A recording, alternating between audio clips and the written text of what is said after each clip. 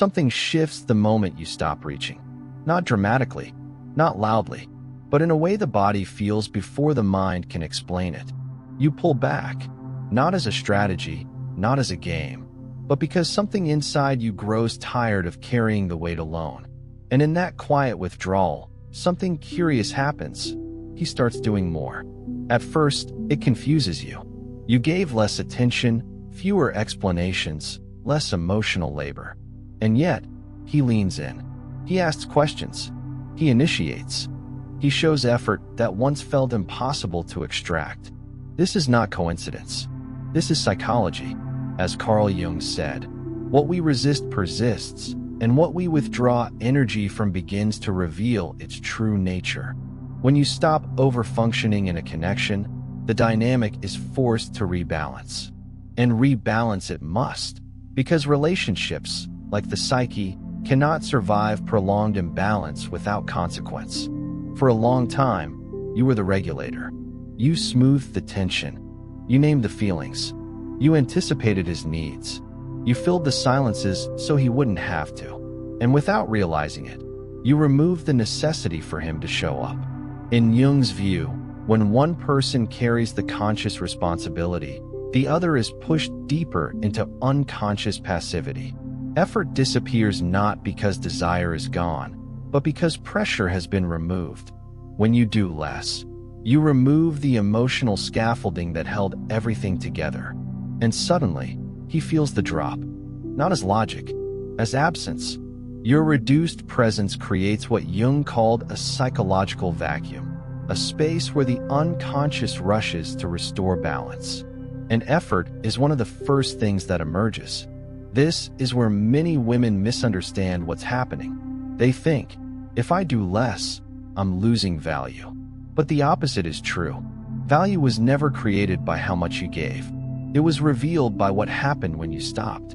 When you step back, he is confronted with something deeply uncomfortable: responsibility. Responsibility for maintaining connection. Responsibility for desire. Responsibility for loss. And the masculine psyche reacts strongly to perceived loss of access. Jung believed that desire intensifies when the object is no longer psychologically guaranteed. The moment you stop being emotionally available on demand, your presence shifts from given to chosen. And chosen things carry weight. This is why his effort increases not when you explain more, but when you explain less. Not when you chase clarity, but when you allow distance. Not when you plead to be seen, but when you quietly return to yourself. Because when a woman stops overgiving, she stops buffering a man from himself. And that is when he finally has to step forward or disappear. Stay with this feeling. Let it settle in your chest. Because what's happening here is not manipulation. It's revelation. When you do less, you are not withdrawing love. You are withdrawing compensation. And this distinction changes everything. For a long time, you compensated for his silence with words. For his distance, with understanding. For his inconsistency, with patience. And slowly, without intending to, you taught his nervous system something dangerous. I don't have to move. She will. In Jungian psychology, this is called psychic overadaptation, when one person adapts so completely that the other never has to confront their own lack of development. Growth stops where comfort begins. But the moment you stop compensating, discomfort enters. And discomfort is the birthplace of effort. Carl Jung believed that the psyche seeks equilibrium the way the body seeks balance. When one side gives too much, the unconscious of the other side grows lazy. But when that excess is removed, the system panics and then corrects. This is why his behavior changes after you change yours. Not because you threatened him, not because you demanded more, but because the internal structure he relied on quietly collapsed. Your silence forces him to feel what you once carried for him. He begins to notice the gaps, the conversations that no longer start themselves, the warmth that no longer automatically arrives, the emotional safety net that quietly disappeared. And here's the part most people miss.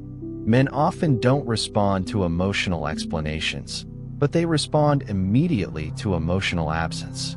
Because absence activates fear of loss. In Jung's view, what is unconscious is not felt as thought. It is felt as tension, and tension seeks release. Effort becomes that release. So he reaches out more, tries harder, shows up in ways he didn't before. Not because you became colder, but because you became opaque. You stopped being predictable, and predictability kills desire faster than distance ever could.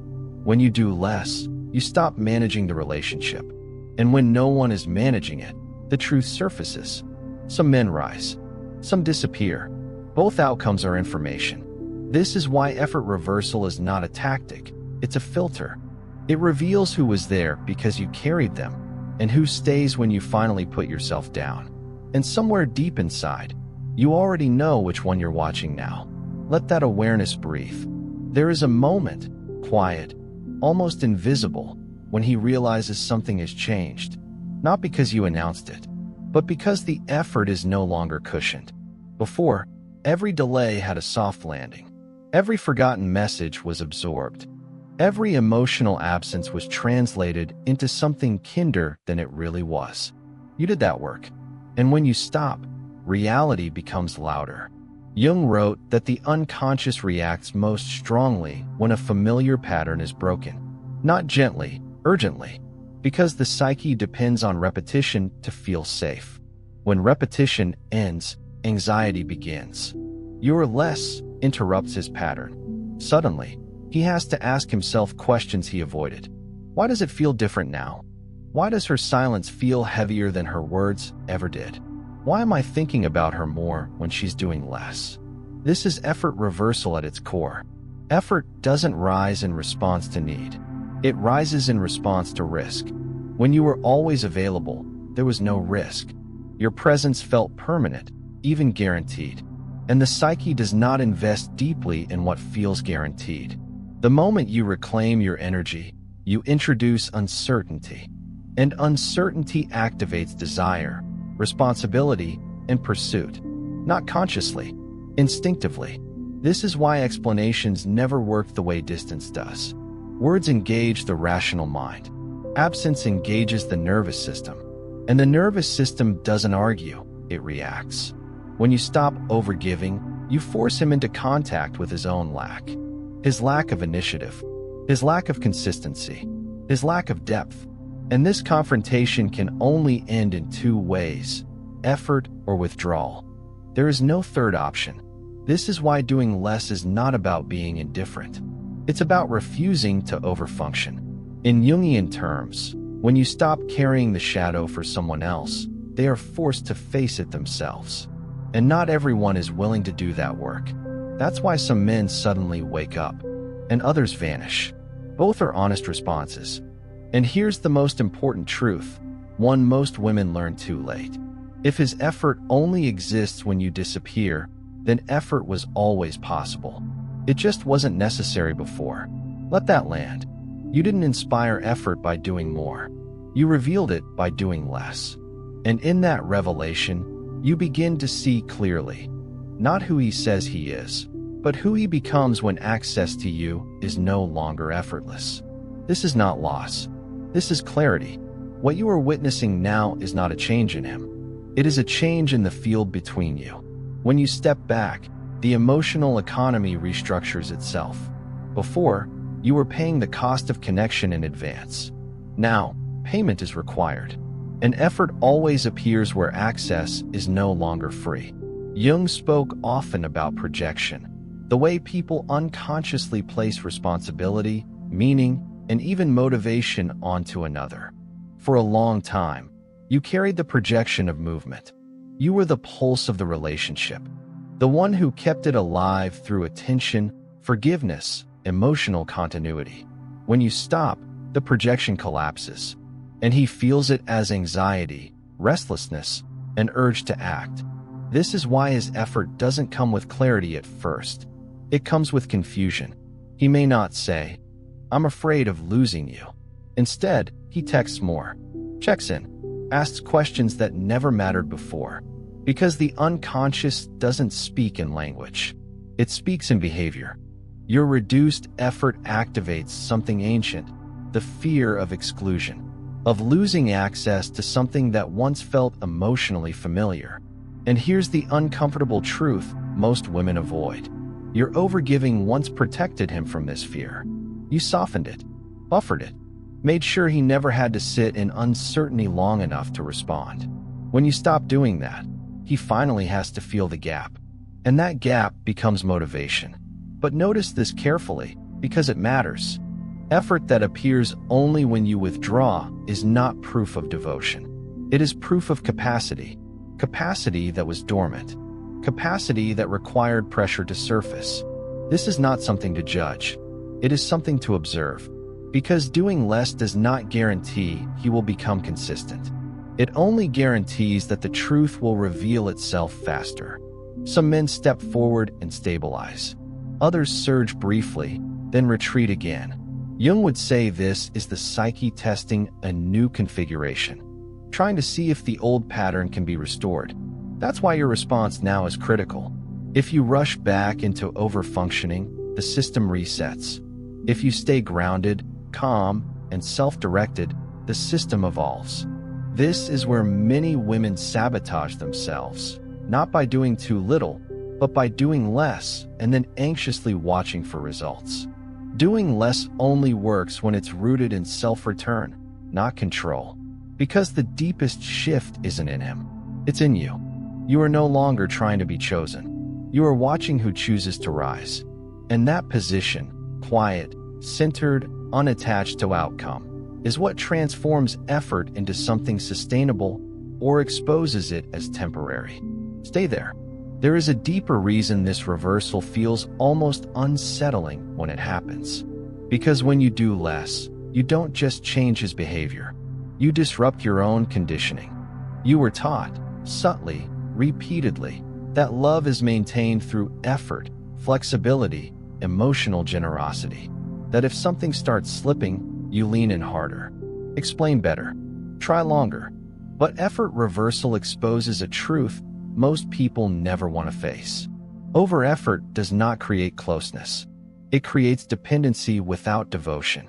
Jung believed that when a person is shielded from consequence, the psyche does not mature. And for a long time, you shielded him, not out of weakness, but out of care. When you stop, consequence returns. And consequence is sobering. This is why his increased effort can feel strangely late. Why part of you thinks, where was this before? Because before, there was no urgency, no pressure, no risk. Your presence was reliable, forgiving, expansive.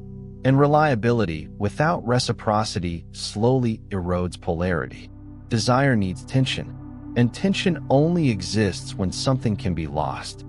Doing less reintroduces that tension, not artificially, but naturally. And here's the most important internal shift happening right now. You are no longer measuring your worth by his response. This is the quiet revolution. When you do less from a place of self-respect, not resentment, you stop scanning for proof. You stop adjusting your behavior to elicit reassurance. You become still enough to see. And in that stillness, effort either stabilizes or fades.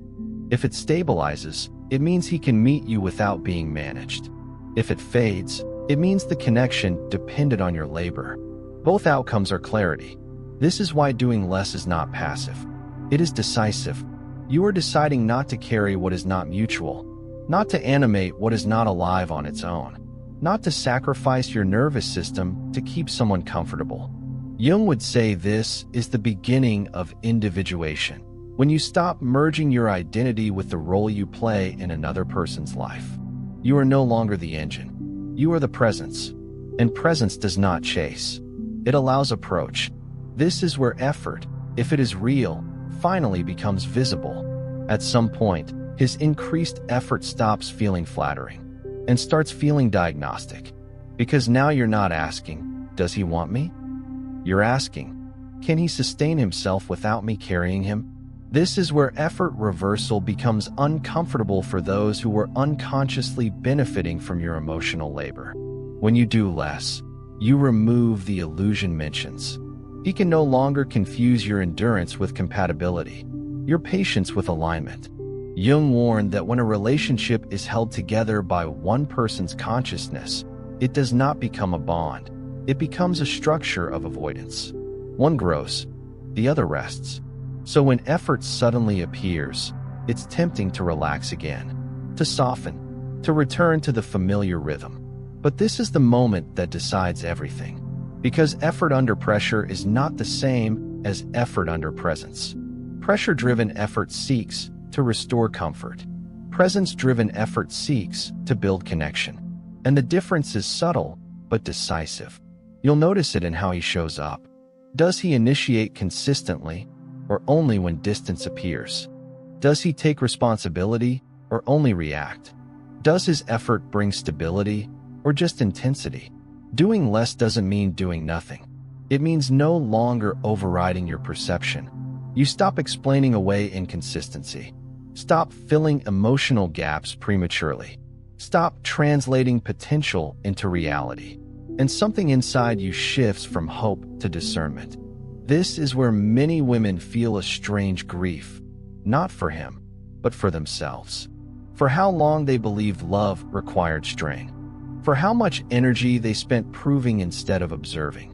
But grief is often the doorway to power. Because once you experience effort reversal, you can never unsee it. You see that effort was always possible. That desire responds to boundaries faster than to explanations. That your nervous system calms when you stop managing outcomes. And this calm is not indifference. It's self-trust returning. You are no longer asking him to choose you. You are watching whether he can. And that is a radically different position to stand in. From here, whatever happens next will be real. Not maintained by your exhaustion, but revealed by his capacity. Stay here. Eventually, the reversal reaches a quiet threshold. His effort is either becoming self-propelled, or it's starting to feel performative. And your body knows the difference before your mind admits it. Because real effort brings relief. False effort brings vigilance. This is where doing less sharpens your intuition instead of dulling it. When you were overgiving, you were too involved to see clearly. Your energy was inside the system, holding it together. Now you're outside it, watching.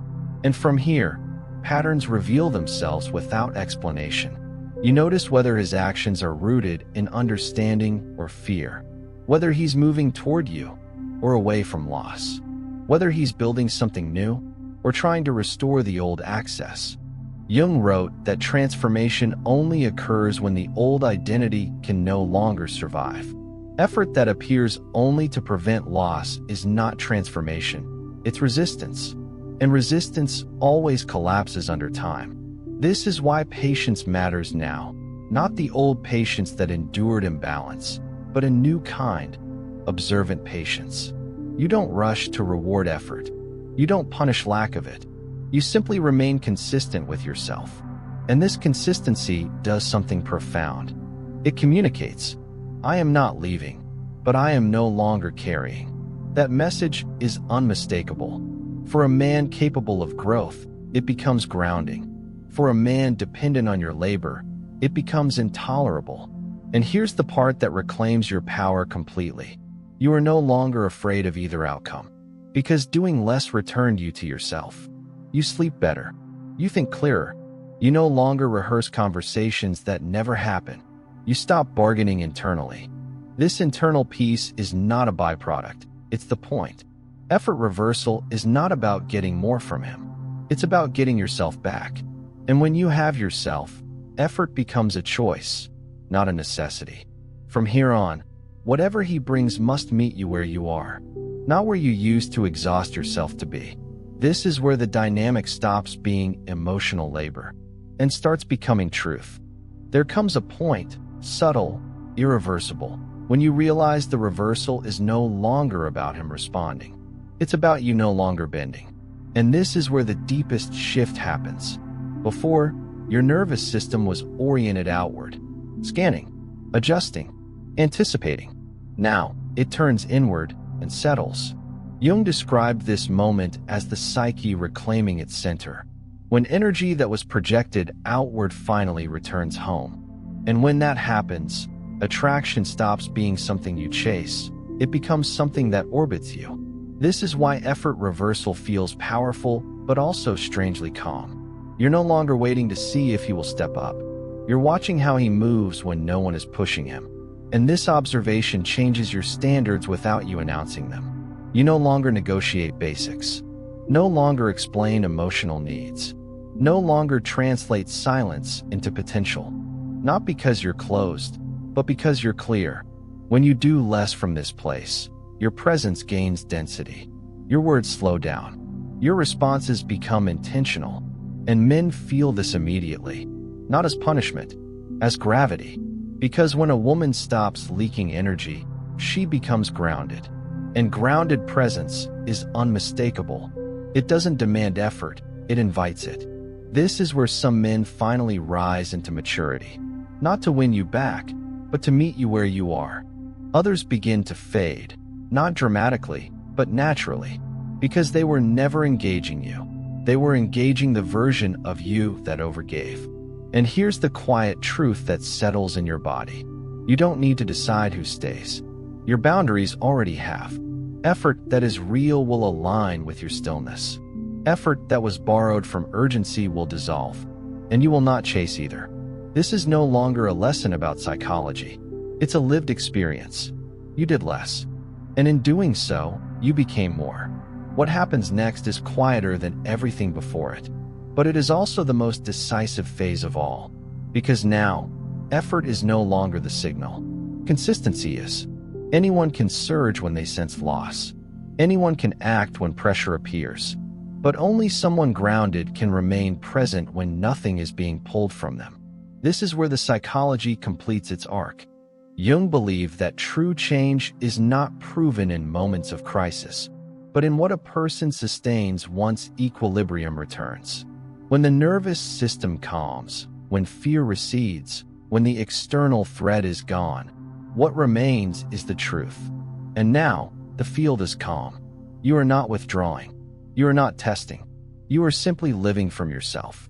And in this calm, effort either matures or quietly evaporates. If it matures, it deepens. It becomes rhythm instead of reaction, presence instead of pursuit. He no longer feels like he's trying to get you back, but like he's meeting you. If it evaporates, it does so without drama.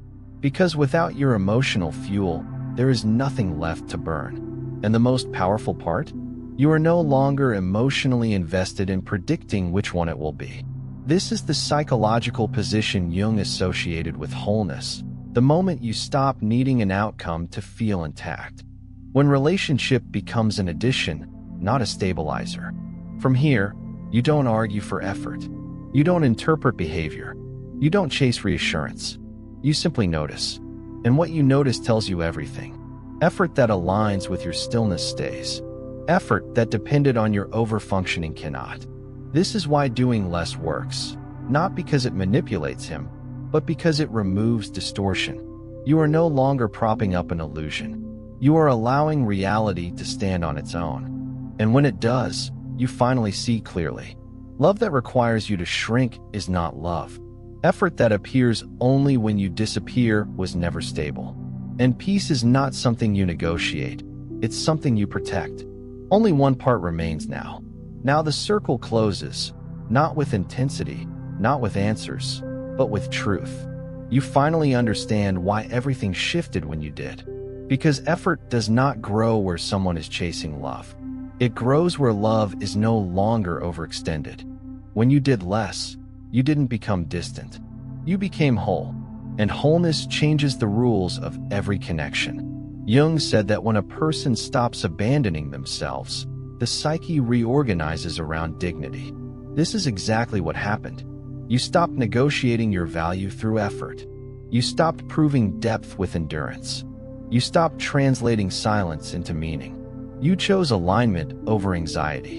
And from that place, effort could no longer be forced, faked, or borrowed. It either existed or it didn't. This is the final revelation of effort reversal. You were never meant to inspire effort by giving more. You were meant to attract truth by standing still. If he stays and meets you, then what forms is mutual. If he fades, then what dissolves was never carried by him to begin with. And neither outcome diminishes you, because the real transformation was never about his behavior. It was about the moment you stopped believing love had to be earned through depletion. You are no longer the woman who overfunctions to be chosen. You are the woman whose presence invites choice or exposes avoidance. And from here on, you don't ask why someone does more when you do less.